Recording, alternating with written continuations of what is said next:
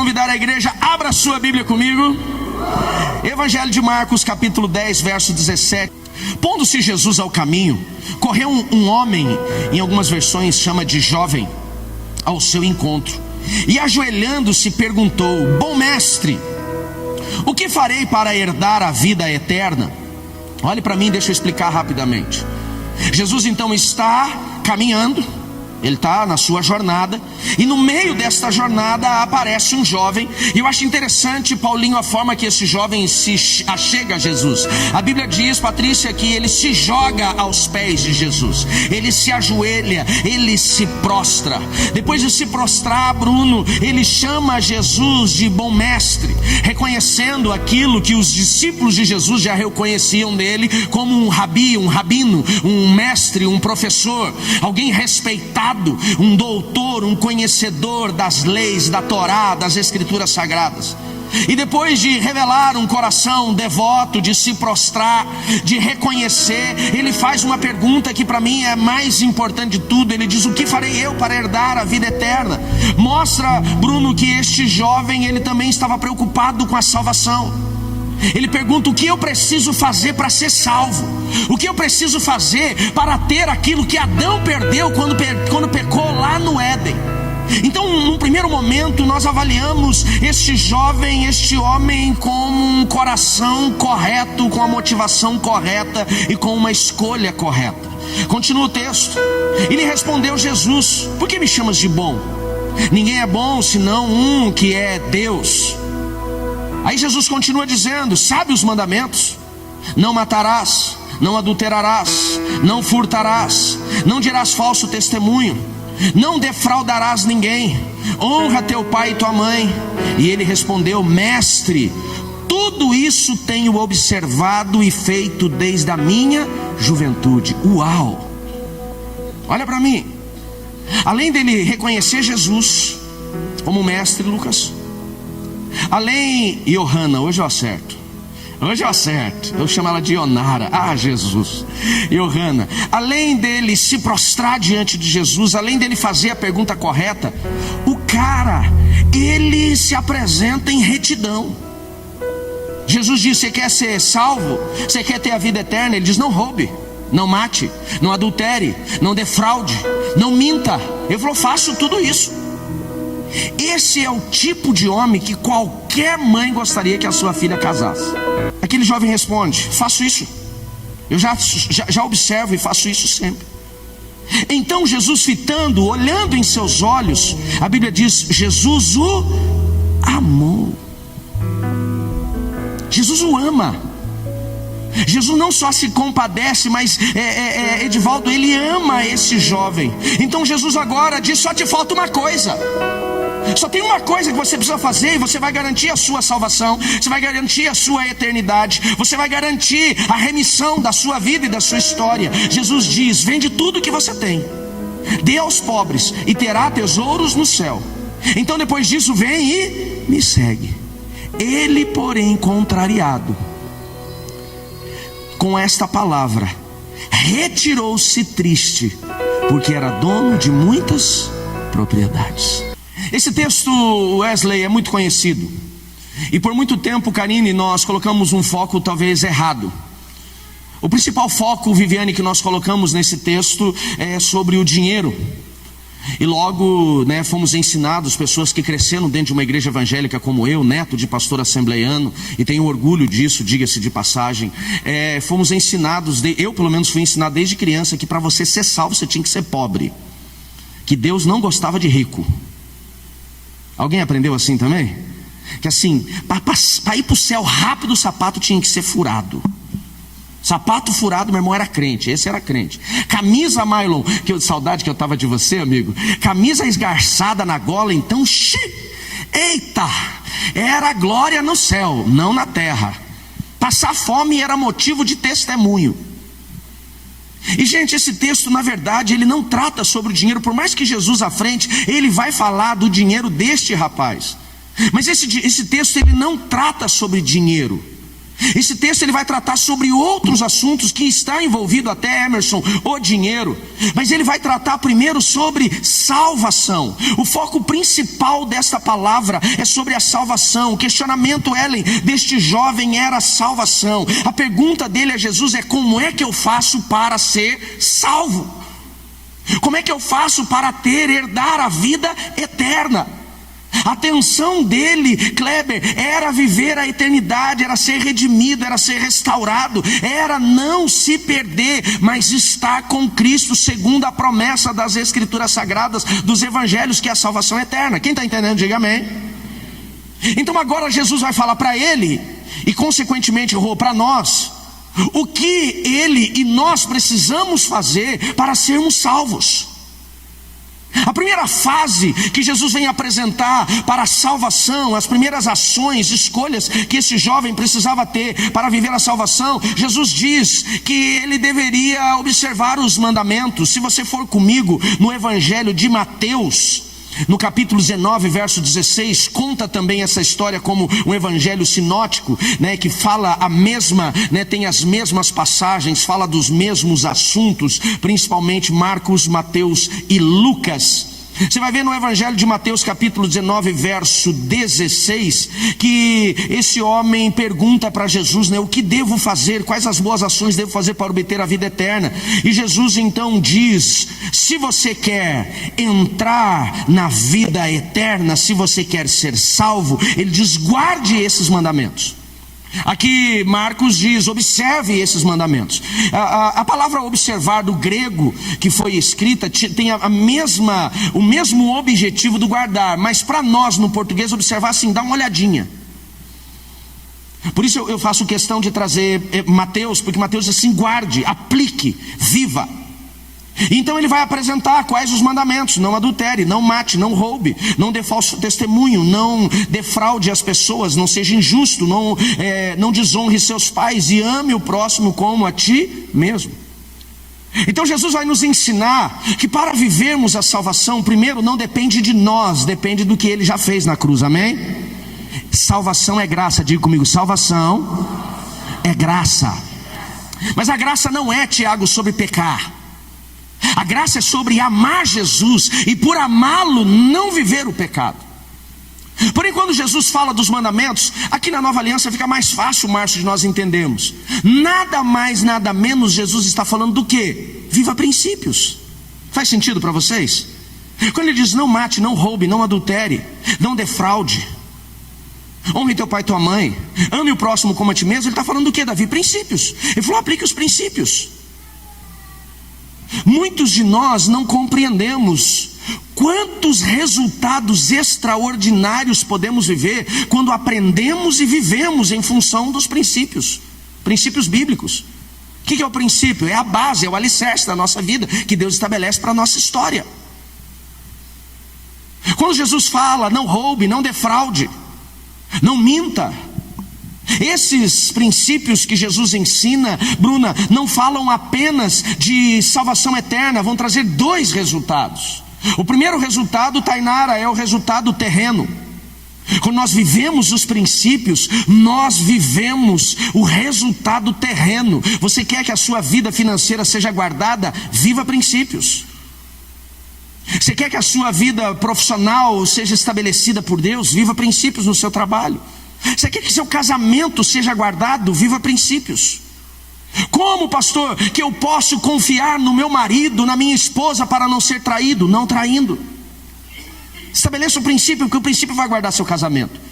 E se alguém resolver não viver o princípio na sua aliança, você vai descobrir, porque princípio é um negócio extraordinário. Porém, essa palavra me deixa claro que não apenas aqui na terra, não apenas para a vida terrena os princípios vão nos guardar. Jesus diz para aquele jovem que pergunta: o que eu preciso fazer para ser salvo, para ter a vida eterna? Ele diz: não mate, não roube, não adultere, não defraude, honra teu pai e tua mãe, e ame ao teu próximo como a ti mesmo. Ele diz: assim será salvo. Então, quando eu e você escolhemos viver princípios, os princípios também vão nos levar, vão nos permitir acessar esse lugar de relacionamento que vai nos permitir viver a eternidade ao lado de Cristo. Dá uma glória a Deus por isso.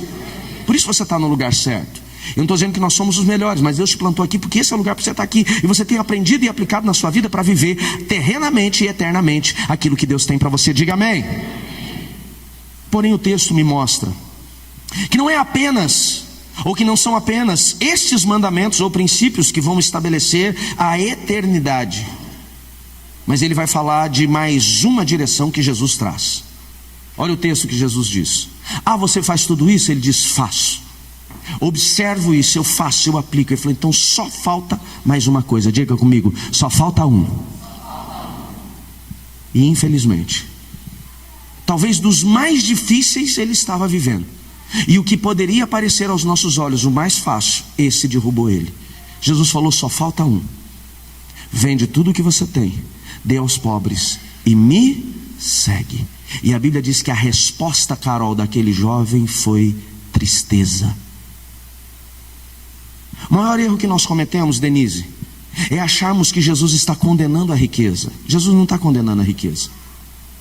O que Jesus está condenando é a prioridade errada daquele jovem. Nunca foi sobre dinheiro, sempre foi sobre foco. Como que aquele jovem, e agora traz para nós, poderia e nós podemos viver a vida eterna? Além de aplicarmos os princípios, nós precisamos entender que, além disso, Lucas, nós precisamos, olha que coisa extraordinária, nós precisamos entender onde está o nosso foco, e um foco deturpado pode nos fazer perder a salvação. Pastor, mas ele falou sobre dinheiro. Tiago, não é sobre dinheiro, é sobre o coração dele. Jesus vai exatamente onde está a prioridade dele. E talvez alguns de nós estamos tendo dificuldade de viver plenitude na terra. Estamos comprometendo a nossa eternidade. Por quê? Porque o nosso coração, o nosso foco, a nossa atenção, a nossa prioridade está errada, está no lugar errado, e nós não estamos dando conta. Algumas pessoas, Darcy, podem pensar assim: não, para sermos salvos nós só precisamos ser amados por Jesus. Não. Como assim? Volta no texto de Marcos comigo.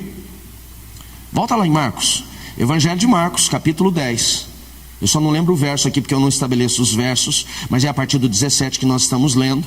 Mas então em uma parte do texto diz assim: e fitando Jesus o jovem, o que Jesus fez?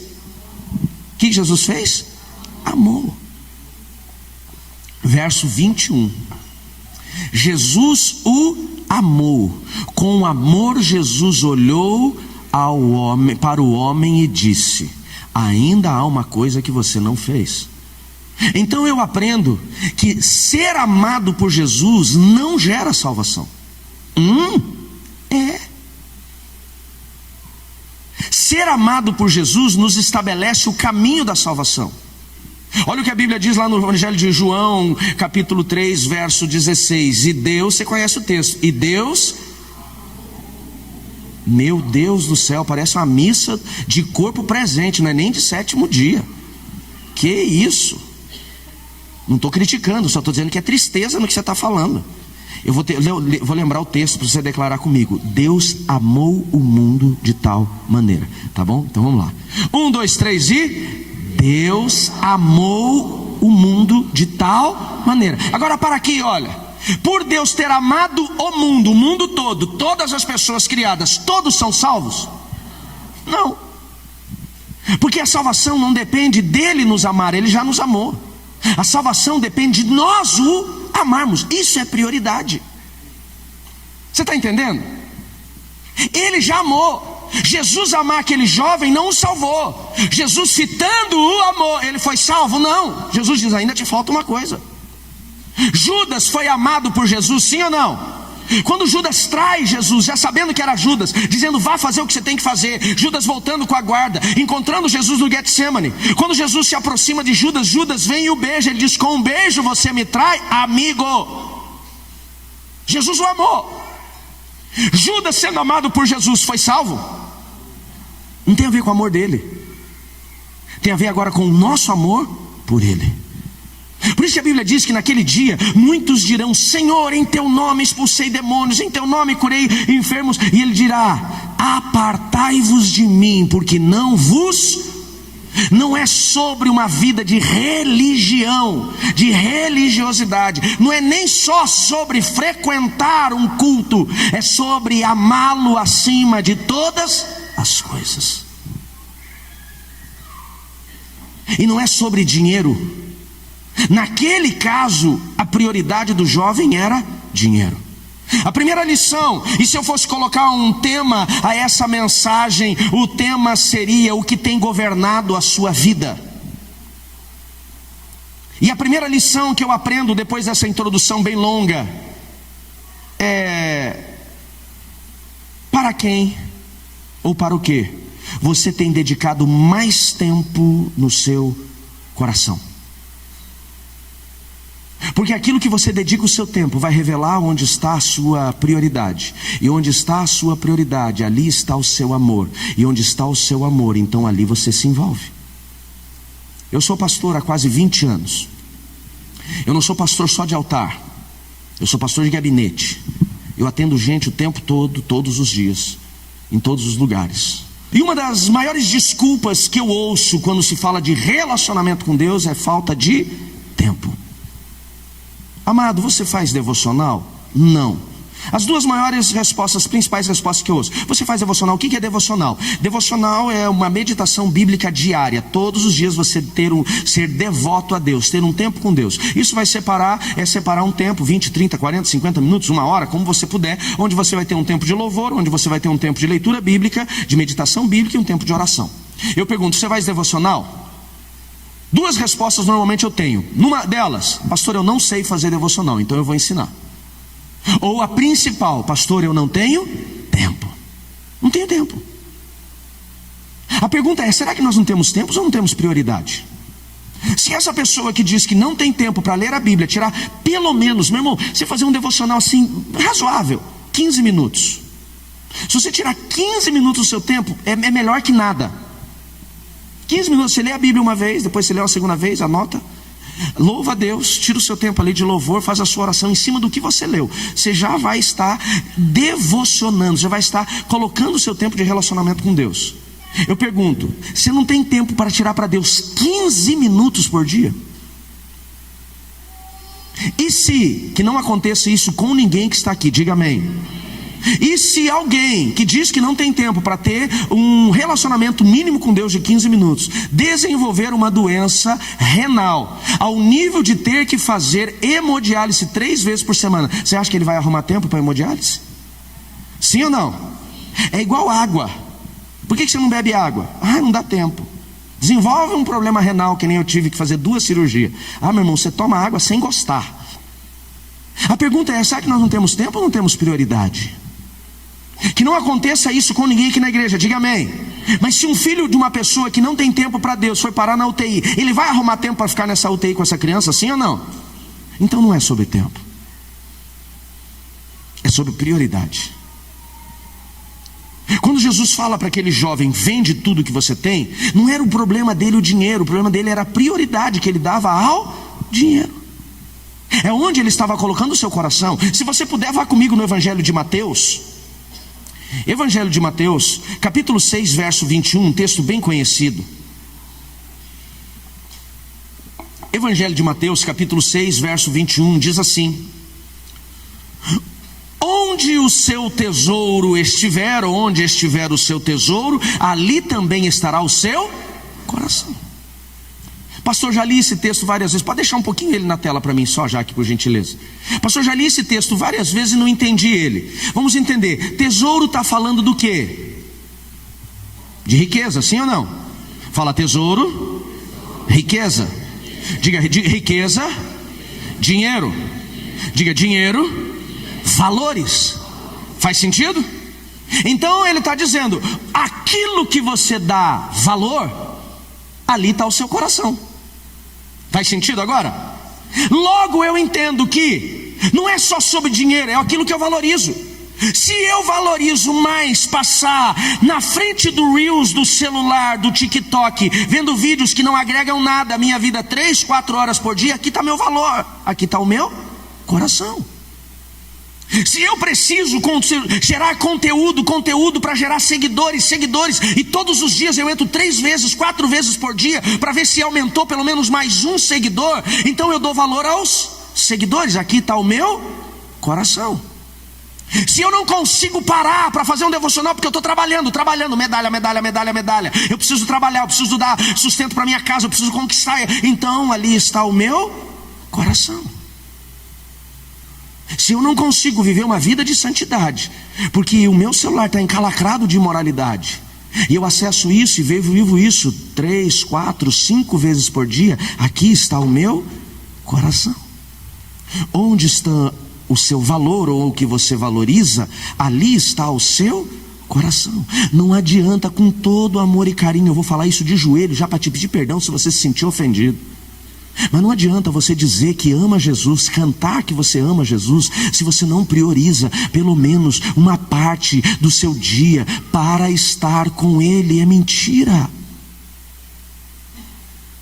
Jesus pergunta para aquele jovem: você ama a Deus acima de todas as coisas? Sim. Era mentira, não ama. Porque quando Jesus falou, então vende, me segue, ele não consegue.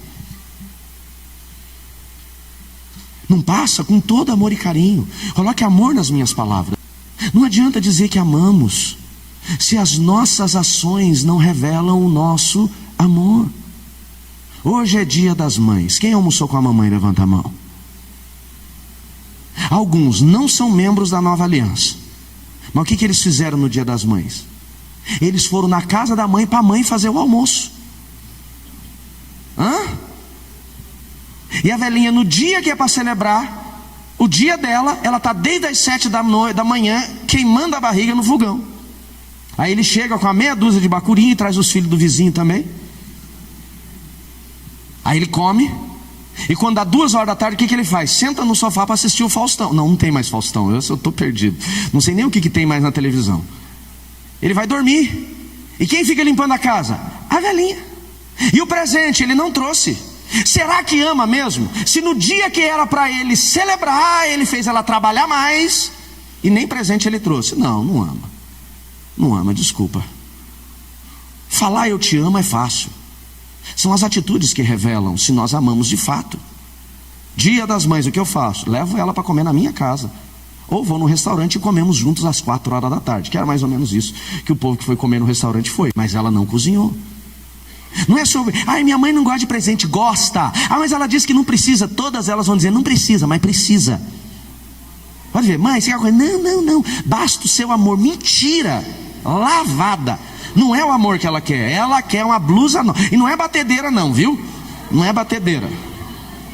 Fala, Jeová. Mãe, eu trouxe um presente para você. Um jogo de panela, pelo amor de Deus. Traz uma coisa que só ela use. Amém, igreja? Você está entendendo?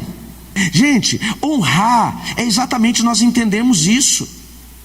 É quando nós derramamos, Carmen, o nosso coração. Então não adianta nós ficarmos falando que amamos Jesus, porque aquele jovem com as suas atitudes, aliás com as suas palavras, está dizendo, não, eu amo, eu faço, eu aconteço. Jesus falou, então vamos revelar o seu amor com atitudes, vende tudo, ou seja, prioriza. Aí deu ruim. A Bíblia diz que ele entristeceu. A primeira lição que eu aprendo nesse texto é: eu quero saber onde está o meu coração, então eu tenho que avaliar onde eu tenho dedicado mais tempo. Onde eu tenho dedicado mais tempo? Eu quero saber se meu coração está em Jesus. Quanto tempo do meu dia eu lembro de Jesus? Pastor, como é que eu sei assim onde está meu coração? Avalia naquilo que você dorme pensando e acorda pensando. Ali está seu coração. Bruno, se eu durmo pensando no meu trabalho e acordo pensando no meu trabalho, o meu coração está em Cristo? Não. Williamar, se eu durmo pensando na ferida que me geraram, se eu durmo pensando no trauma, na traição e acordo pensando, o meu coração está em Cristo? Não, ele está na ferida. E talvez por causa disso que as coisas não estão acontecendo. Tem pessoas que estão clamando a Deus para um milagre de uma vida profissional, de uma compra de uma casa, de uma porta que se abre e não acontece. Por quê? Porque ele não tem prioridade. Ele está dizendo, Deus me dá, mas ele não tem relacionamento. Esse jovem poderia ter sido o 13º apóstolo, que quando Judas traísse, ficaria no lugar de Judas, mas a Bíblia diz que ele foi embora. Nós não sabemos nem o nome dele, por quê? Porque o coração dele não estava com Jesus. Eu acho aqui uma diferença dele e de Pedro. Pedro era aquele cara todo estabanado, aquele sanguíneo, violento, agressivo, falava porque não deveria falar, mas quando ele tem um encontro com Jesus, ele larga tudo. Evangelho de Mateus capítulo 7 diz que Jesus estava andando à beira da praia de Genezaré. A multidão o apertava, ele entra em um dos barcos, ensina a multidão o dia todo. O barco era de Simão. Terminando de ensinar, ele diz assim: Giovanni, para Pedro, toma o seu barco e vai para as águas profundas. Pedro então responde: já fiz isso a noite toda. Pedro estava cansado e falou: não vou. Não adianta, já perdi tempo a noite toda, não pesquei. Porém, talvez passem milésimos de segundos na mente dele, Vanessa, tudo que ele viu Jesus falando, ele viu, mas, vírgula, graças a Deus tinha um mas. Sob a tua palavra eu irei. Diga comigo: Pedro obedeceu. Sabe por que tem gente que não está vivendo milagre? Porque não está obedecendo. A bênção não tem a ver, preste atenção nisso, com 7 semanas de campanha. A bênção tem a ver com obediência. Já falo isso para vocês há muito tempo. Se ouvires e obedeceres, as bênçãos do Senhor te perseguirão e te... O problema é que nós somos catequizados. O Brasil foi catequizado. E não estou criticando a catequese, mas nós fomos ensinados pela cultura europeia das indulgências. Você quer uma coisa de Deus? Então compre um patuazinho. Tem que ter uma toalha do apóstolo suada, uma meia com chulé. Porque é mais ou menos isso que os caras estão. Se você tiver a toalha, se você tiver o cajado, aí você vai ser abençoado. Nunca foi sobre você comprar. Sempre foi sobre você obedecer. Pastor, por que as coisas não acontecem na minha vida? Por que a porta não se abre? Porque não tem obediência. Por que nós não sabemos o nome do jovem rico? Só sabemos que ele era jovem e rico. Por quê? Porque não teve obediência. Jesus falou: então vende tudo e me segue. Ele não conseguiu.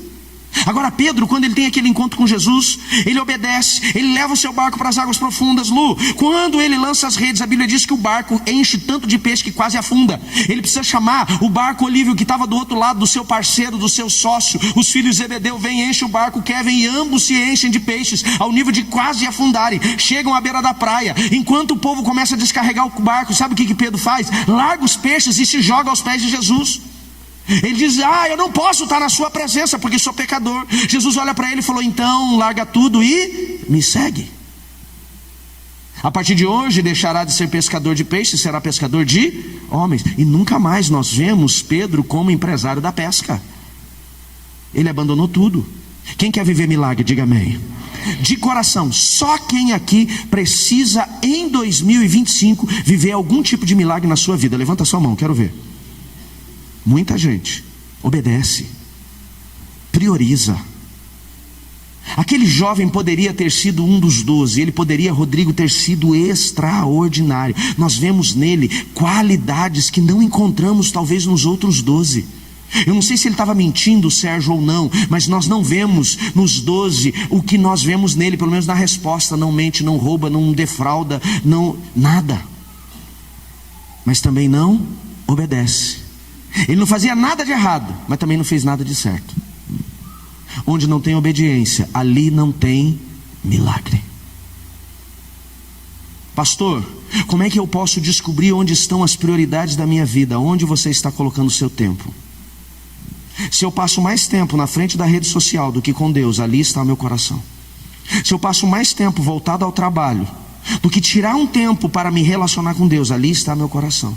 Se eu passo mais tempo buscando seguidores, buscando dinheiro, do que conhecendo os princípios de Deus na minha vida, ali está o meu coração. Se eu passo mais tempo falando do que é conquista do que falando de Jesus, ali está o meu coração. Se eu passo mais tempo lambendo as minhas feridas, as minhas dores da alma, e não deixando Jesus tratar, ali está meu coração. Se eu passo mais tempo na frente do Netflix, no lazer, no futebol, no joguinho do celular, do tigrinho, ali está o meu coração. Então eu não posso dizer que eu amo Ele acima de todas as coisas. É uma mentira. E se o meu coração não estiver nele, talvez não haja salvação. Quem está entendendo, diga amém. Não é sobre Ele nos amar, é sobre nós o amarmos. Não é sobre, preste atenção nisso que é importante, não é sobre Ele nos priorizar, porque Ele já nos priorizou enviando Jesus para morrer por nós. É sobre a prioridade que nós estamos dando para Ele. Segunda lição, e eu quero ser rápida nessa. Qual é o problema quando nós colocamos a prioridade no lugar errado? Aquilo que eu coloco no meu coração se torna um ídolo para mim, um senhor para mim. Sabe por que Jesus fala do dinheiro para este jovem? Se você puder, vai comigo em 1 Timóteo, capítulo 6. 1 Timóteo, capítulo 6, verso 9. Dinheiro talvez tenha sido, Débora, um dos maiores corruptores da vida cristã. Talvez tenha sido um dos maiores corruptores da nossa fé. E talvez por conta disso, José, se muitos estão buscando muito e não conseguem tê-lo. Meu pai foi um cara assim, amo a memória do meu pai, mas meu pai foi um cara assim que ele viveu a vida toda dele buscando um dinheiro fácil e nunca viveu. Tem coisas que eu vivo na minha história hoje, de conquistas, que meu pai sonhava em viver 10% e ele não viveu. E eu confesso para vocês que eu não fico correndo atrás disso. Eu não sou o cara que vive correndo atrás de cliente, correndo atrás de consultoria, correndo atrás de treinamento, eu não fico. Pelo contrário, ultimamente eu tenho dito não, para poder estar mais tempo para a igreja, mais tempo para o reino, mais tempo para aquilo que a gente está vivendo hoje. Mas olha o que Paulo diz a Timóteo: mas aqueles que desejam enriquecer caem em tentações e armadilhas, e muitos desejos tolos e nocivos que os levam à ruína e à destruição. Porque é o dinheiro o problema? O que é o problema? O amor ao dinheiro é a raiz de todos os males. Alguns, por tanto desejarem o dinheiro, desviaram-se da fé e afligiram a si mesmos com muitos sofrimentos. O dinheiro não é maldição, o dinheiro é bênção, quando ele está no bolso. Posso ouvir um amém? Quem entende que dinheiro é bênção, diga amém. Se ele estiver no bolso, ele é bênção. Se ele estiver no coração, ele é ruim. Dinheiro nunca foi o problema é o amor ao dinheiro. O dinheiro é um ótimo servo, um péssimo senhor. E o problema é que aquele jovem e alguns de nós começamos a colocar o dinheiro como senhor. Então o cara começa a trabalhar loucamente atrás do dinheiro e daí ele não vive. Pastor, eu quero viver uma vida de provisão, onde eu seja provido. Coloque Deus em primeiro lugar. A Bíblia diz: buscai o reino de Deus e a sua justiça em primeiro lugar, e as demais coisas vos serão acrescentadas. Por que muitos de nós poderíamos ter enriquecido de uma forma extraordinária e não enriquecemos? Porque o nosso coração na riqueza, ele infelizmente é para nós e não para o reino. Eu vi um vídeo que os algoritmos Léo me mandaram esses dias, e eu acho que muitos de vocês devem ter visto. Não era uma rede de TV, era uma entrevista de alguém, eu acho que até com um celular. Ele chega para as pessoas e diz assim: qual você escolhe? 5 minutos com Jesus ou 5 milhões na conta? Quantos viram esse vídeo? Eu não sei quantos responderam Jesus e quantos responderam a conta, mas dos que foram apresentados no vídeo, 100% escolheu 5 milhões. Alguns davam desculpa assim: não, eu não sou religioso. Teve um que disse assim: eu escolheria os 5 milhões, porque Jesus eu tenho todo dia. Cara de pau, safado. Ele falou: com 5 milhões na conta, o que você faria? Ele falou: eu compraria uma casa para mim, daria uma casa para minha mãe. Eu daria o dízimo. Falei: sem vergonha. E Jesus, a Bíblia nunca comparou o poder do diabo ao poder de Deus. Nunca nós vemos a Bíblia apresentando o diabo como o inimigo de Deus, o adversário de Deus. Olha, tem uma luta entre o bem e o mal. Às vezes o mal vence, às vezes o bem vence. Não. A Bíblia diz que o diabo ele é adversário do homem, nunca foi de Deus. Quem está entendendo, diga amém. Mas a Bíblia fala sobre um senhor que tenta se comparar a Deus, que é o dinheiro, mamon, o amor à riqueza. Por isso que Jesus diz: não sirva a dois senhores. Ele compara o amor ao dinheiro, o poder do amor à riqueza, ao poder de Deus, porque tem gente que está deixando o seu relacionamento com Deus por causa do dinheiro. Então isso se torna o quê? Idolatria. E qual é o problema da idolatria? O problema da idolatria é porque tudo aquilo que nós colocamos como ídolo em nossa vida vai cair em algum momento. Quem está aqui comigo, diga amém. Deus condena a idolatria. Se você colocar seu trabalho acima de Deus, vira idolatria. Se você colocar seu casamento acima de Deus, vira idolatria. Se você colocar seu ministério acima de Deus, vira idolatria. Se você colocar sua rede social, seu número de seguidores acima de Deus, se torna um ídolo para você. E o que a Bíblia fala sobre idolatria? Deus condena. Êxodo 23, 20 verso 3: não terá outros deuses diante de mim, e não farás a ti imagem de escultura. Mas não é só sobre imagem, é aquilo que nós colocamos. Levítico 19:4: não vos virareis para os ídolos. Não tenha ídolo. Deus, quando nós colocamos o ídolo no nosso coração, Ele remove. Olha o que diz Ezequiel 36:25: então aspergerei água pura sobre vós, e ficareis purificados, e todas as vossas imundícias e todos os vossos ídolos arrancarei. Isaías 2:17 diz assim: o orgulho humano será humilhado, a arrogância humana será rebaixada, somente o Senhor será exaltado naquele dia do julgamento, e os ídolos desaparecerão por completo. Você quer perder alguma coisa? Coloca isso no lugar de Deus. Quer perder? Coloca no lugar de Deus. Sabe por que tem gente que está perdendo emprego? Porque colocou o emprego no lugar de Deus. O diabo se levantou. Não, foi ele mesmo que destruiu. Sabe por que tem gente que perdeu a empresa? Porque a empresa se tornou Deus na vida dele. Quem está aí ainda, diga amém. Quando Abraão clamou anos, décadas por um filho, e Deus deu o filho quando ele tinha 100 anos de idade, o que ele fez com o filho? Colocou o filho no lugar de Deus.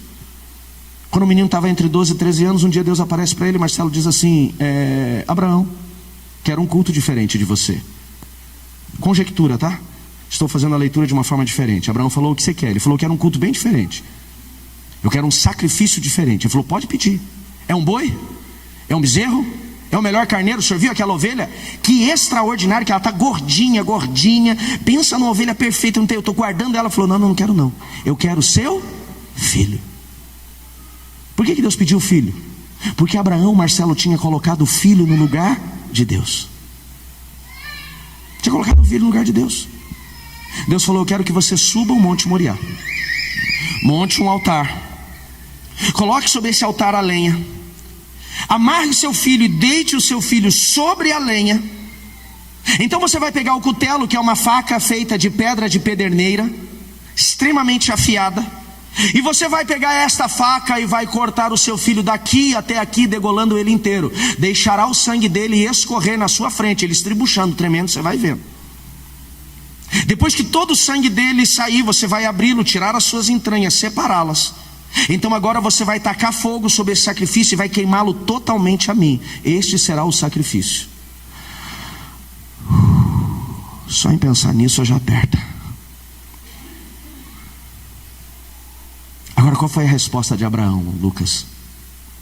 Nenhuma. Ele obedeceu. Ele subiu o monte. Ele preparou o altar. Ele separou a lenha. Quando ele colocou o menino sobre o altar e ele levantou o cutelo, Joel, o anjo apareceu e disse: pare, Abraão! Não mate o menino. Ele falou: mas quem pediu para eu matar foi Deus. Quem não quer que eu mate? O próprio Deus. Por quê? Porque nunca foi sobre Isaac, sempre foi sobre Abraão. Deus nunca quis Isaac, Deus só queria a prioridade de Abraão. Porém, Isaac estava tão envolvido, Abraão estava tão envolvido com Isaac, que Isaac virou uma idolatria para ele. Ele quase perdeu. Ele quase perdeu. Cuidado com aquilo que você coloca no lugar de Deus. Isaías 2:7 diz: os ídolos desaparecerão. E eu encerro com a última lição. Qual é a última lição, pastor? A última lição é: qual deve ser a minha prioridade? Anota lá, quero ser rápido. 4 prioridades da nossa vida. Primeira delas, Deus. Deus acima de tudo e de todos na sua vida. Posso ouvir um amém? Amém. Preste atenção, Deus é diferente de igreja. Deus é quando você entende que Ele deve ser a sua prioridade. O que é Deus ser a nossa prioridade? Tudo que nós formos fazer, Luana, tudo vai partir para Ele. Tudo que eu faço, seja no trânsito, seja em casa, seja no meu casamento, eu estou preocupado. Isto louva a Deus? Isso adora a Deus? Isso preocupa a minha relação com Deus? Quem está aqui, diga amém. Deus é prioridade. Será que Deus tem sido nossa prioridade? Pastor, Deus é minha prioridade. Onde está o seu tempo? Está com Ele? Você consegue tirar? Um dia tem 24 horas. 24 horas. Vamos colocar lá? Eu quero fazer essa continha. Eu fiz a outra conta, mas essa eu não fiz. Um dia tem 24 horas. Se você tirar uma média, não muito pouco e nem muito. Se você tirar 30... Agora, como é que nós vamos fazer aqui? 24, são 24, 60 vezes 1440. 30, 1440, divide. Se você tirar 2% do seu dia, que é 30 minutos. 30 minutos, 2% do seu dia. Não precisa ser 8 horas de oração. Precisa ser 12 horas de reflexão bíblica. 30 minutos que você tirar para o seu dia, você já vai colocar ele no lugar certo. Quem está aqui, diga amém. Nosso relacionamento com ele, nosso devocional. Quando eu entendo o papel do devocional, eu entendo o papel do culto. Por que tem gente que não entende o papel do culto? Tudo ele coloca no lugar de Deus, porque ele não tem uma vida devocional. Quando eu tenho devocional, eu entendo o papel do culto. Deus em primeiro lugar. Quem está aí, diga amém. Segundo lugar, quem deve estar no segundo lugar? Família. Sua família vem depois de Deus e antes do seu trabalho. Quem é a família? Vamos lá. Qual deve ser a minha prioridade? Depois de Deus é o meu relacionamento familiar. Dentro do meu relacionamento familiar, qual deve ser a minha prioridade? Primeiro o meu casamento. O casamento vem antes de filhos. Posso ouvir um amém? Casamento vem antes de filhos. Se você está colocando o filho no lugar do seu cônjuge, você está errado. Porque sozinho você não vai conseguir ser pleno na vida dos seus filhos. Mas vocês dois juntos, vivendo no mesmo propósito, vocês serão bênção na vida deles, cada um cumprindo o seu papel. Quem está aí, diga amém. Essa hora dá uma desvirtuada, viu? Alguns começam a perder até a atenção. Se você é daquele que porque o filho está pequeno e ele tem dificuldade para dormir, você está dormindo com ele, não está dormindo com seu marido, não está dormindo com a sua esposa, você já está trocando as suas prioridades dentro da família. Diga assim: casamento antes dos filhos. Diga: filhos antes dos pais. Depois que você dá prioridade para o seu casamento, agora você vai dar prioridade para os seus filhos antes dos seus pais. Não coloque seus pais acima dos seus filhos. Eles são importantes para você, sim ou não? Mas seus filhos precisam mais de você do que eles. Não, mas sabe que meu pai está velhinho, está precisando de mim. Sim, você dá atenção, divide a carga com os outros irmãos, mas não assuma toda a responsabilidade. Pais antes dos irmãos. Irmãos antes dos primos, dos tios, e assim sucessivamente. Quem está entendendo, diga amém. Diga comigo: primeiro, Deus. Segundo, família. E o terceiro? Trabalho. Trabalho é o terceiro, sim. Lembrando que Deus estabelece um padrão para o trabalho: 6 dias trabalho, 1 descanso. O descanso ele é dividido em 3 partes: eu com Deus, eu com a minha família e eu comigo mesmo. Então no dia do meu descanso eu vou tirar um tempo para Deus. Se eu não estou dizendo que você tem que trabalhar e deixar o teu culto a Deus de lado, não. Eu estou dizendo que você tem que trabalhar no tempo que tem que trabalhar, e você vai se relacionar com Deus no tempo que tem que se relacionar. Tem gente que o cara não trabalha na segunda, mas no domingo ele quer fazer Uber. No domingo é para Deus. Tem uma rede de fast food nos Estados Unidos, é uma rede de hamburgueria de frango, que os donos são cristãos, Felipe. Se você entrar num shopping americano no domingo, aquela rede, o domingo está bombado de gente, que o povo vai para o culto domingo de manhã.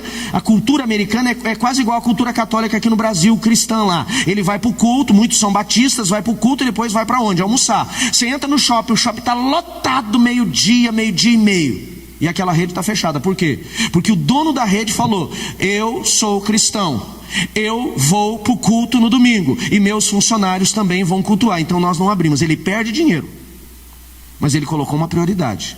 Pastor, você acha certo ou errado? Ele estabeleceu o propósito dele, e Deus vai honrar isso. Você vai adorar a Deus no tempo que você tem que adorar a Deus, e vai trabalhar no tempo que você tem que trabalhar. Dê a Deus o que é de Deus, dê a César o que é de César. Agora presta atenção comigo. Nós temos o nosso quarta prioridade, que é a igreja, que é o voluntariado, é o servir, que é o cultuar. Mas tem gente que o cara fala: não, então é trabalhar antes, então eu vou trabalhar, e o cara abandona. Ele vai para o lazer. O lazer é o quinto. A qualidade de vida é a quinta, é depois do teu relacionamento com Deus. Você se relaciona com Deus, depois você vem para o relacionamento lazer. Só que às vezes nós trocamos todas as bolas, colocamos o negócio tudo fora do padrão e não entendemos por que as coisas não acontecem. Quantas horas nós temos por semana? 168 horas. 7 dias por semana, 168 horas. Dessas 168 horas, 24 delas deveria ser pelo menos 24 delas para o descanso. Quem está aqui, diga amém. 7 por 1, 6 trabalha, 1 descansa. Padrão bíblico. Não tem nada a ver com o que está discutindo da CLT agora. Esse é o padrão bíblico. Deus trabalhou 6, no 7º descansou. Nós, Maurício, aprendemos que pelo menos temos que tirar para Deus 2 horas de culto por semana. De 168 horas, vamos tirar 2. 2 horas, Jéssica, de 168 perfaz quanto? 1,19% da nossa semana a gente tira para Deus. Aí naquele dia que a gente faz, a gente vai trabalhar. E a gente não sabe por quê que tem as coisas não estão acontecendo na nossa vida espiritual. Quem está me entendendo, diga amém. E o último sim, é o culto, é o templo, é a comunhão, é o voluntariado. Mas eu tenho que colocar as prioridades no lugar certo.